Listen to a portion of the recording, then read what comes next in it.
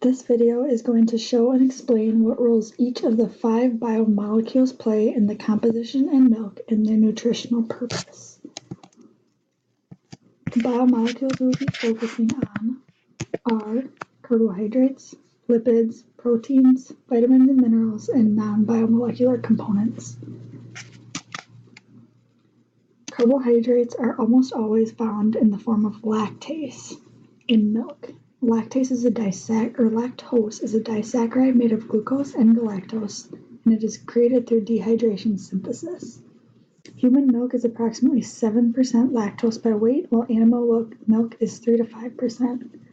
Lactose is made up of polar covalent bonds, which means they are hydrophilic. These sugars are dissolved in the liquid component of milk since they are able to combine with water. Some bodies are unable to digest lactose, and that is called lactose intolerance. This intolerance usually happens around the age of 7 years old. The nutritional purpose of carbohydrates to the animal consuming the milk is the form of glucose. Glucose is the body's preferred source of dietary chemical energy for cellular respiration. The next component is lipids or fats. Human milk is about 4% fat by weight, which is very similar to cows and goats. However, large animals such as the blue whale have up to 40% fat by weight, which means they will grow very quickly. These fats are made of non-polar covalent bonds, so they are hydrophobic, unlike carbohydrates, and they avoid water. Therefore, they must arrange in circular clusters.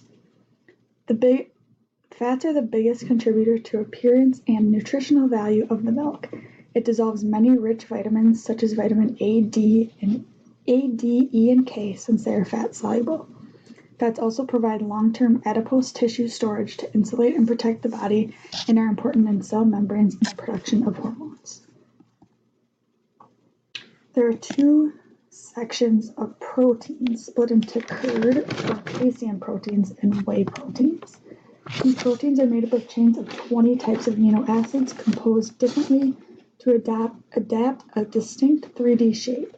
This 3D shape determines the function of the protein.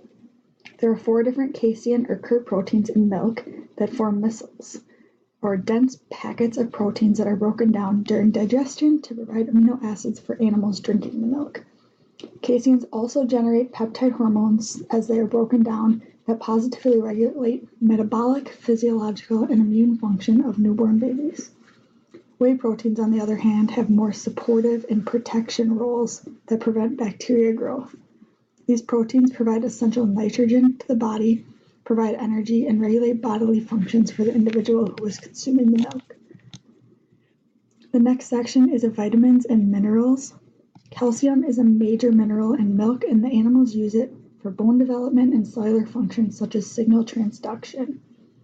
Vitamins are found in milk, and it is balanced in water-soluble, such as the B vitamins, and fat-soluble, A, D, E, and K, and these vitamins are absorbed by the bodies. Vitamins and minerals provide essential nutrients that animals need in order to stay healthy and survive, and they are usually consumed in milligram or microgram amounts.